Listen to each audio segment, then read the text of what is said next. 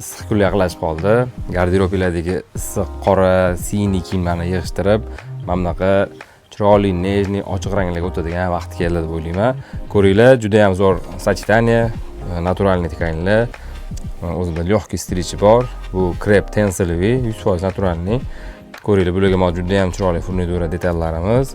И mana bunaqa lёгкий однотонный materialimiz. Bu двухсторонний. Bu yog'i как silliroq, glansiyroq, как atlas emas, так atlasga ham tortadiganroq versiya. Bir tarafi krep matviy. Kiyovni ham tiksa bo'ladi.